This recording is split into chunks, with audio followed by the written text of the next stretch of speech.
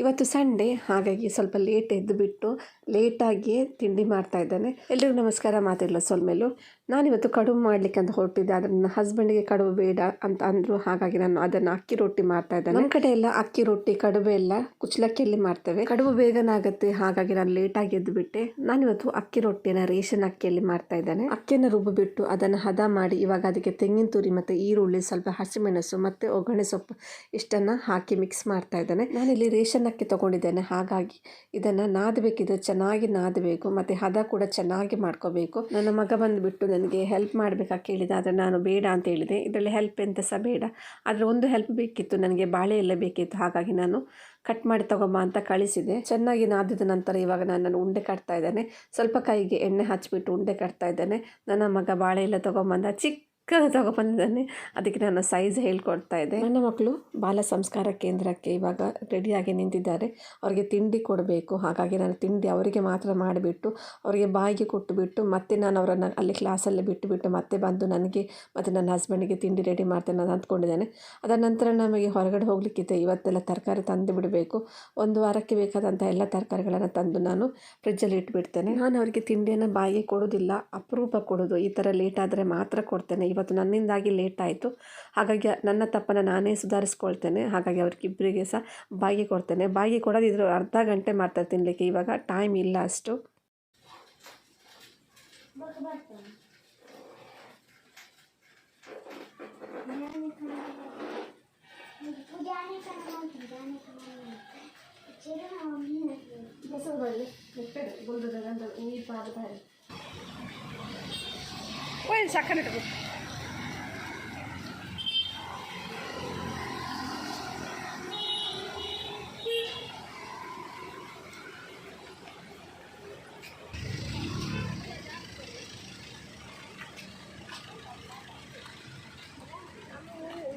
Air ಬನ್ನಿ, ಹೆದರ್ಕೊಳ್ಳಿ ಅಪ್ಪು.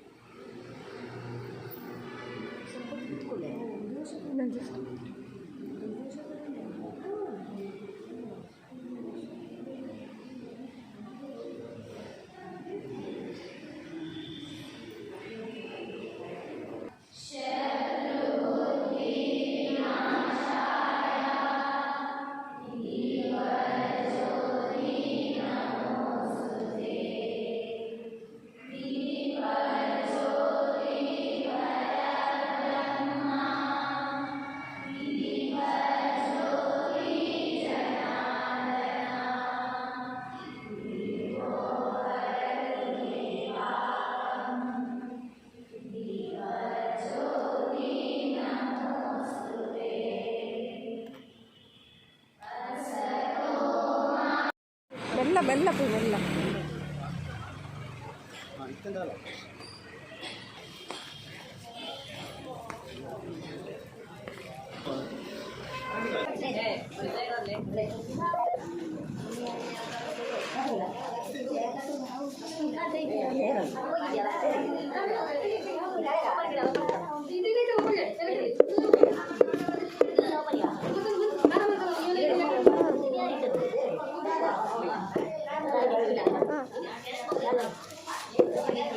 ಒಂದು ವಾರಕ್ಕೆ ಬೇಕಾದಂತಹ ಶಾಪಿಂಗನ್ನು ಮಾಡ್ಕೊಂಡು ಬಂದ್ವಿ. ತರಕಾರಿ ಮತ್ತು ಫ್ರೂಟ್ಸ್ ಬೇಕಿತ್ತು.